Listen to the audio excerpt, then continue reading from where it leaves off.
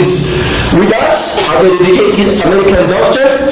Dr. Barata has profound commitment to understanding the culture of the Ethiopian people. His keen interest in cultural insights enables him to provide more effective support and healthcare solutions tailored to these needs. Please join me in welcoming Dr. Harold Barata. Dr. Harold Barata, it is open now for you. Thank you very much. I'm very happy to be here. So I'm glad to be here, and I'm an American medical doctor, and coming to Ethiopia has been always a part of my dream.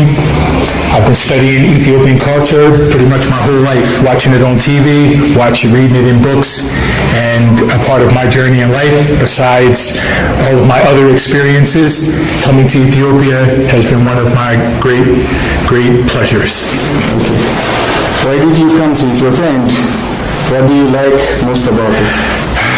The culture in Ethiopia, the way I understand it is, Ethiopians, you can't be colonized, you can't be told what to do, nobody can harm you, nobody can force you to do anything.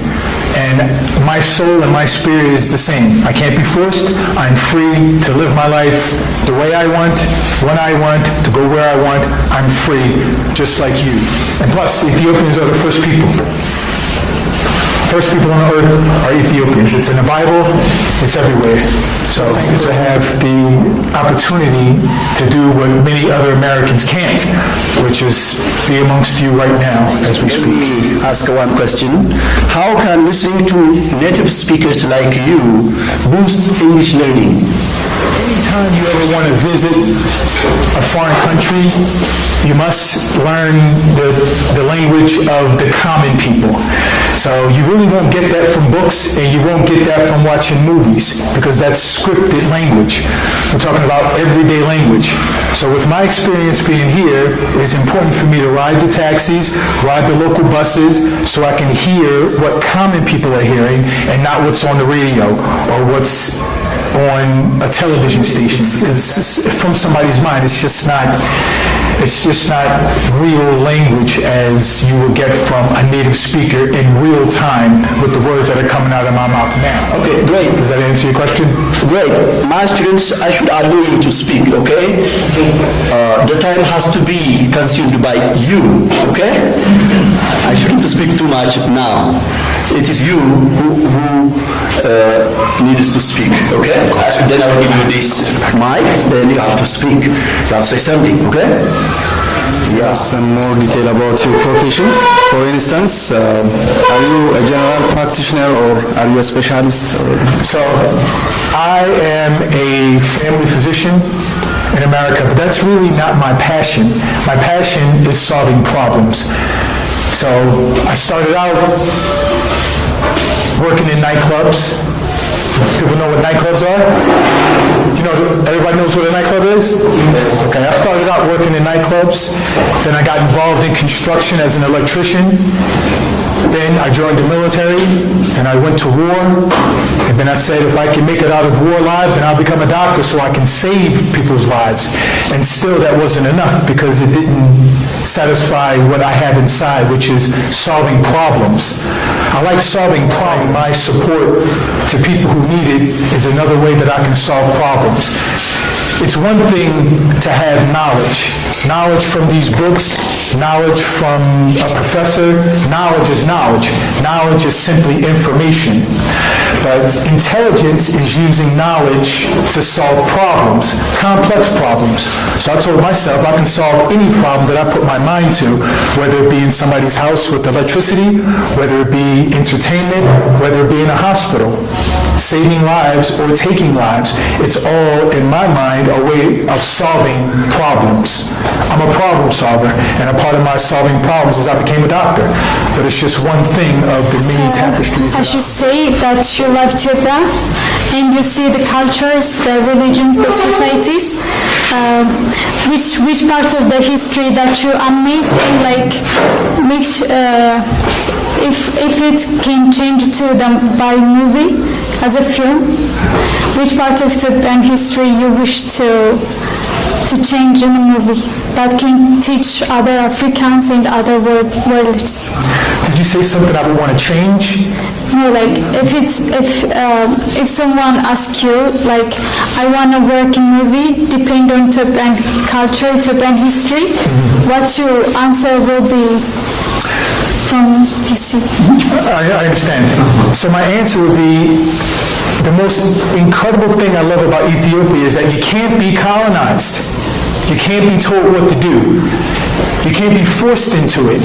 If somebody forces you, you'll all get together and attack those people, or you'll die trying.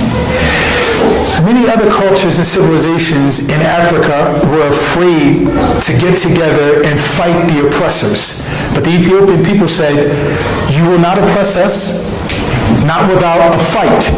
And not only will we fight you, we'll kill you. And you demonstrated that. So the most important thing I love about Ethiopia is why I'm here, is that you can't be told, you can't be forced, and you can't be broken. And my spirit is the same. Thank you for coming here and made a speech. You told us you have seen different Ethiopian cultures and you have stayed. Which Ethiopian cultures you like? And the second question, I do have a second question. Is it clear? I think it's clear. It's clear. Okay. The second question, as an American. Dr. Sir, let me help you, my dear students. Okay. It's a short time, he is within 1 million months, okay? Okay. So he is keen to learn Ethiopian culture. He's quite interested to go through Ethiopian culture. So he can't say this one for time being. But after a while, after some time, he will tell you this, okay? Now, I want you to focus on asking him questions that help you improve your English, okay? Families, like getting a checkup. So you come into the doctor's office and you'll get a full checkup, not specialized. Okay, not specialized, right. Okay, you are a doctor, so what you can help us in Ethiopia? What's your plan to do something? My plan is not to practice medicine in Ethiopia. That's not my plan. My plan is to be bigger than just teaching medicine, because I don't really speak the language that well, and even if I did, my love isn't necessarily medicine. My love is solving problems. So being a doctor is just one thing, but I have many different skills. So I put all of those skills together to make me a better problem solver. So don't look at me just as a doctor. Yes, that's just something that I have a skill. But I have many skills that I've put it together to allow me to solve bigger problems. I hope you would solve great problems in Ethiopia as a problem solver. Thank you. Okay, wonderful, Chasa. This is what I want to see, okay? I want you converse with the native speaker, okay? So, with your questions, Dr. Malika, let us entertain their questions. Yes. You don't need to tackle all the questions, okay? You don't need to answer. But I want to see my students speaking to you. Yes. Okay? Can they say something understandable to you, native speaker? First of all, thank you, just you want to visit us. I have two questions. Now, first, I think you are trying in our food. Now, which our foods you like more? Right, today I had dorowit, but I don't like it with bones. But no restaurant that I go to can serve it without the bone. So, Unlike many Ethiopians, you like to be served with the bones. Doro without bones? I don't know. right. But as an American, we love something called finger foods. Food is just some food that we can take and just pop in our mouth and eat, not fumbling with bones that I gotta throw somewhere. We take our chicken off the bone. We take our fish off the bone so that we can easily eat it. Delicious. Dip it in some sauce or not and eat it. What I learned from was it's not polite to eat while we're walking and we're traveling. Eating is something we must do sitting down and relaxing. But not in America, because we're always on the go. We got somewhere to be. And I always have somewhere to be, so we like eating while we're going. I'll have a bag of food and I'll be walking to the bus or walking to my car or walking somewhere and I'll eat straight from my bag. Finger food, because I'm on the go. We're in a rush. We have somewhere to be. We can't waste time sitting down eating, even at home. We don't waste time sitting down eating. We're just constantly moving, constantly moving. So, dodo with is number one, and then chocolate dips is number two. But not any kind of chocolate dips. I have to make it by myself. So I go get the meat, I watch the butcher cut it off, I boil it for about 4 hours. 4 hours I boil this meat, and then I fry it in a pan, and then I put it in the chocolate. What about the raw meat? You didn't try the raw I meat? have tried the raw meat, and I can't have it. It's not delicious to me. I didn't grow up eating it. Cooked and get food. I can't have it because eating raw meat is just simply not something I grew up doing. It's not good, it's not bad, it's not right or wrong. It's just I didn't grow up eating it. Ethiopians are accustomed with eating raw meat because we are like lions. Right. You're welcome. Okay, Luca, and you? I want all of you speaking here in the classroom, and I'm very delighted because effective communication is going on, okay? It's not communication down. You are communicating well with this native girl. So, can everybody understand me well? Thank you. Luca? Thank you, Doctor. Have you ever met other students other than this group? Sure. I've been several different places in the different groups. Yes. Okay, so how do you see our English and what do you suggest us? What I suggest is not being afraid to use what you've learned. Now, what I understand about you guys is that you guys all learned English since you were in grade school, since you were first grade, second grade. English has been a part of your curriculum. The problem is when you go home, when you're outside the classroom, you're only speaking Amharic to each other. You go eat lunch, you go talk amongst yourself when the teacher is no longer teaching you English and forcing you to say things. So this is an English thing, that's an English thing, and you talk amongst yourselves, even in your own minds, you're speaking Amharic. So the best thing to do is to use what you have and remember your future. What do you want? What opportunities do you want? Do you want to go to England? Do you want to go somewhere, Australia or America, somewhere where English is spoken so you can have a better opportunity? I hear that the better English you speak here, the more opportunities you'll be afforded, which is good, because more opportunity means more money. Be more confident. And I apply it to myself. So my Amharic is poor. I've been speaking Amharic. You know what I did? About 4 months ago, when I knew I was coming here to stay a while, I watched the first episode of Betuch. I watched the first episode 100 times. 100 times. I counted. I marked on the 75. I watch again. 76. I watch again. 100 times. So I can hear the rhythm of this language. What's the rhythm? I can't understand much, but at least I can identify, okay, I heard that word already. I heard that word. Okay. Taf, sentinel? Taf. This is taf. So I don't really understand what it means, but I heard it many times. So that was my introduction. I said, when I get to Ethiopia, I hope I hear these words. And many of them I heard, and many of them I didn't. But in order to get my introduction into the language, that's which was what I used. I get on the bus, and that sentinel? How much is it again? So I'm confident with what I know, and I'm Amharic, and I use it every day. My confidence, even if I'm wrong, even though people laugh at me, they laugh at my Amharic. Many times I say, I'm a Siganalo. Somebody gives me something, I'm a Siganalo. And then they laugh. But I never let it bother my confidence because their laughing is not about me, it's about them. But I gotta keep practicing. And only through practice. All of you have done it already when you were kids. You made so many mistakes. And now nobody laughs at your Amharic.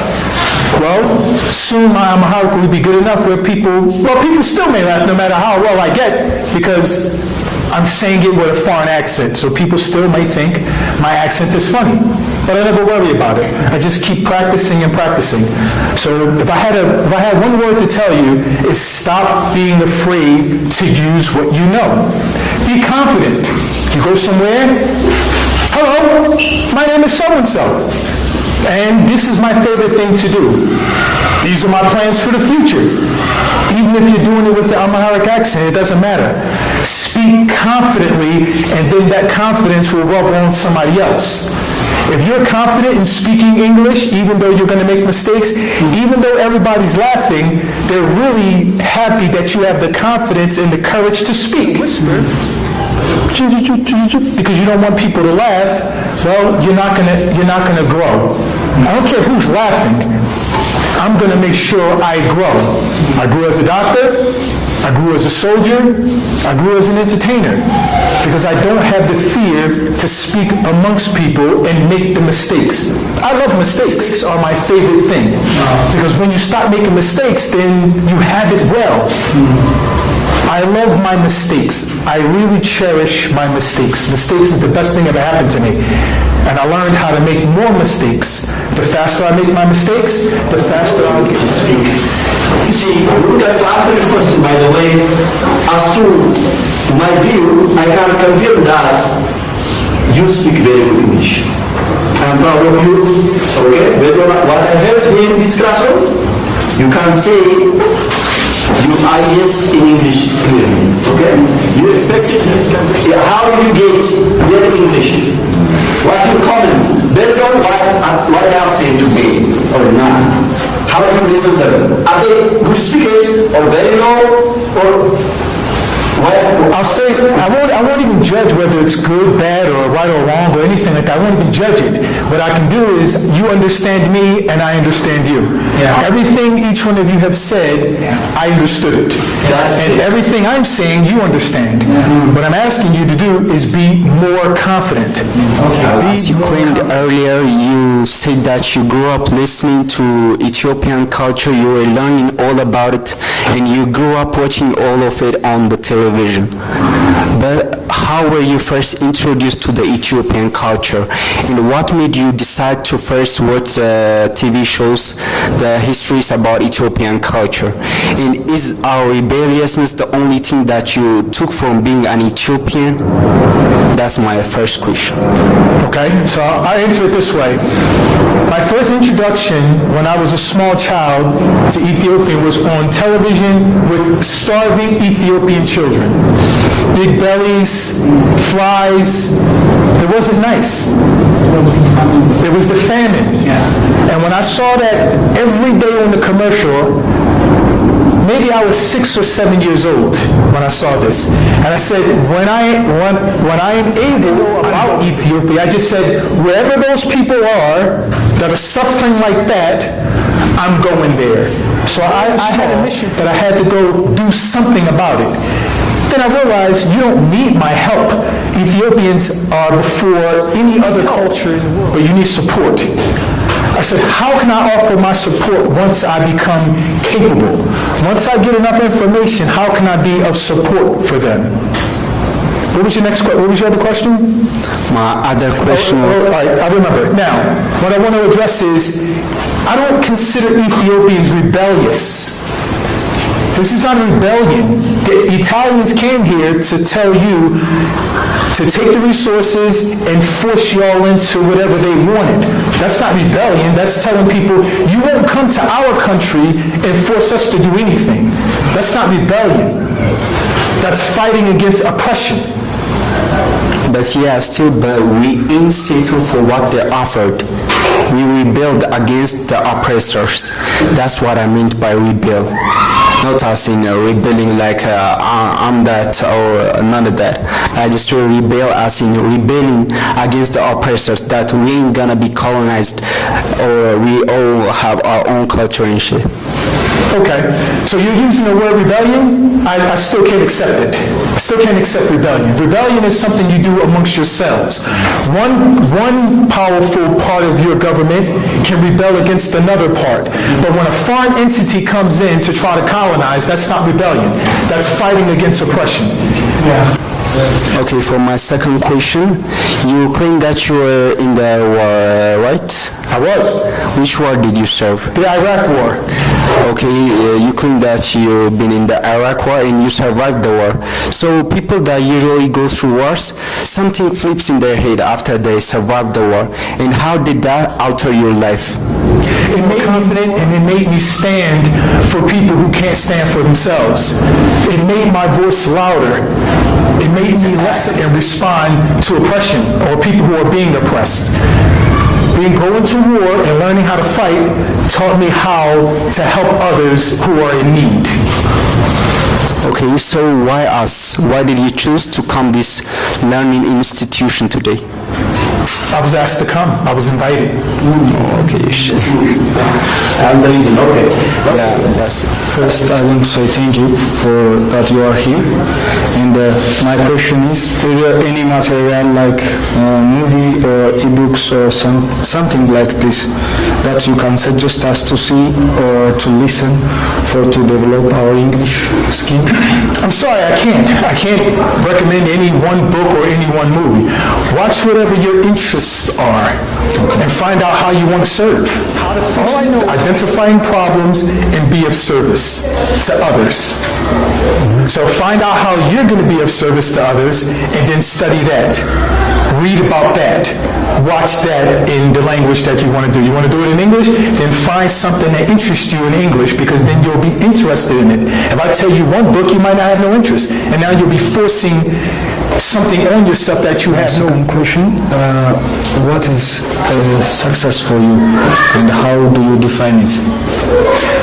I define success by focusing on something that you wanted or that you want and then achieving it to help others. So success is achieving your individual goal. I consider myself successful because all the challenges that I've ever had, I overcame them. I overcame war, I overcame medical school, I overcame becoming a doctor. I overcame coming to Ethiopia and achieving it, getting past obstacles. There's going to be obstacles no matter what you want, but you can't let the obstacle stop you. If the obstacle stops you, then you're unsuccessful. Now, let's accept you, let me give you words, okay?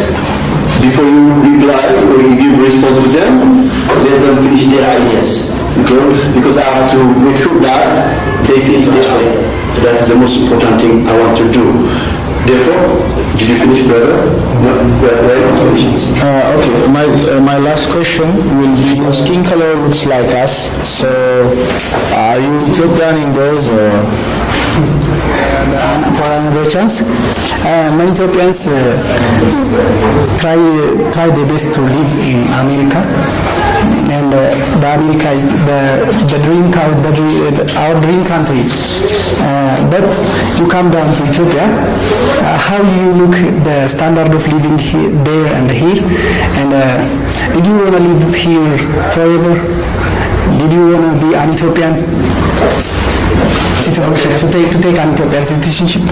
Okay. We gotta know for people in the back. So ask this in the back. Just I want the living standard in America and Ethiopia is so far. How did you look it? How did you compare? It's different. That's my question. Yeah. It's different. And coming down to Ethiopia,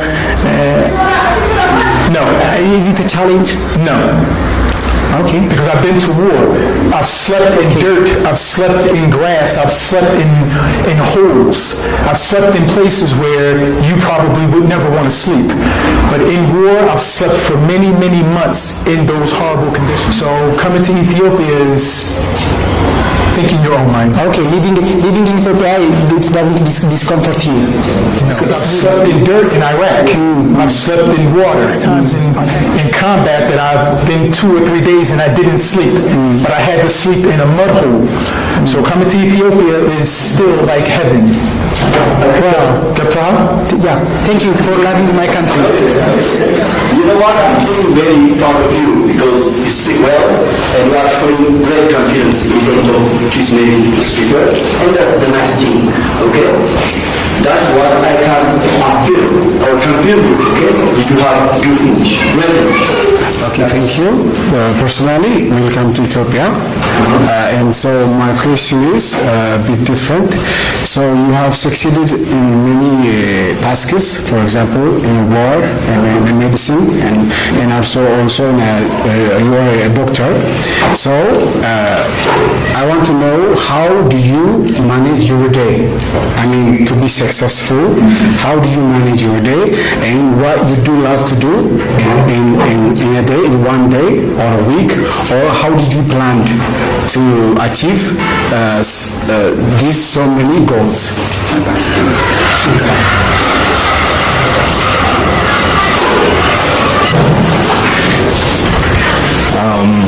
My question is, what's the greatest opportunity in your life? Can share us, and then only one question. Okay, so you said, what's my greatest what? Opportunity. My greatest opportunity. Yes, Okay. in your life. And then I saw you in your hair and then beard with the black. Only your eyes is different in us. And do you have a family in African tribe or families? Where do you think I'm from? Where would you say my... Where would you think? Some people say Egypt, some people say Morocco, some people say Puerto Rico, some people say Ethiopia. Where would you think I was from? I don't think, but you always look like American. So where? You see, your hair, your beard it's not red, it's black. That means maybe Brazil or... What? Brazil. Brazil? Yeah. That's a new one. Maybe if I want to know your age, and then this, if you can. No. Ask this question. Thank you. So yeah, you said that your dream and your passion, your convictions were all about solving problems, yeah? So if you want to solve problems, but you are like not in a medical field, that's just one of my passions, but not currently, yeah? So what's your goal going on forward? How are you trying to solve problems, and what's your main end goal? From the time I was a small child, my goal was to be useful. To be useful. Useful in medicine, to save somebody's life. To be useful in war, to help fight people who are being oppressed. If the electricity is out and I'm the one, then I want to solve the problem and be useful to get this electricity going again. Be useful for me is he allowed me to look like most people. He allowed me to look like whoever you want me to be, so I can be useful to other people. Give in, because don't be afraid to speak. I think you're nervous to say something, but this is a part you're not going to say something right. But I can sense your fear. But I'm not gonna, you're free to say something. You're free to ask me a question and engage with me. Would you like to say something? I'm not going to force you, but I would like to encourage you to take this up to different types of music.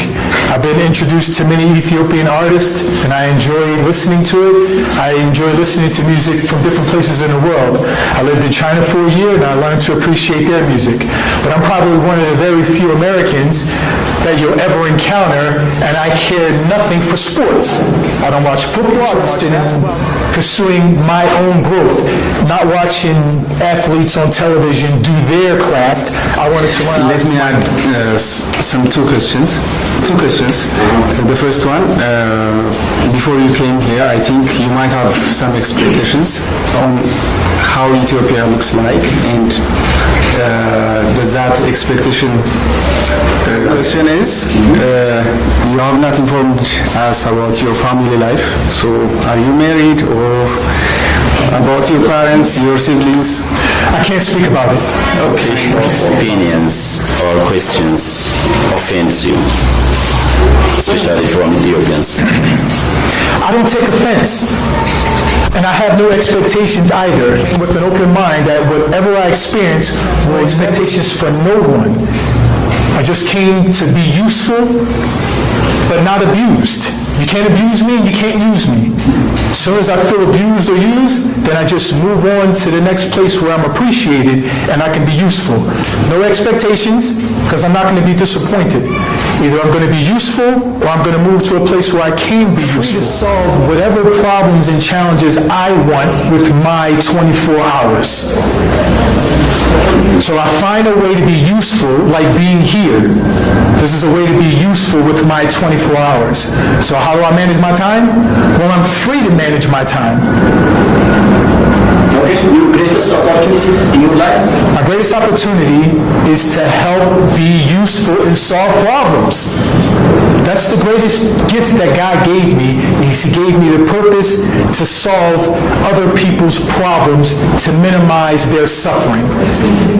If a person collapses right now, I'll do all of my power and all of my skill to save your life. That's the greatest gift and the greatest talent and the greatest skill God gave me, is to be skilled to save someone's life. In your own mind when you're alone. But this is the opportunity that I'm sharing with you, that your confidence means a lot. Whispering something is not solving a problem, but letting your voice be heard to say, I am here to be useful to courage and confidence to say, what's the issue? How can I be of use and service to you to overcome this issue? With confidence. I'm here to solve a problem. Get your confidence up and be useful to other people. All right? Okay, I would like to say thank you for your willingness to spend your time here with us. Okay, I would like to say thank you again in behalf of my students as well. Okay, the students shall have direct exposure with native speakers of English language. Okay? Then that was my interest, my plan to invite him. And again, thank you for coming and meeting us. Thank you for having me. Thank you very much.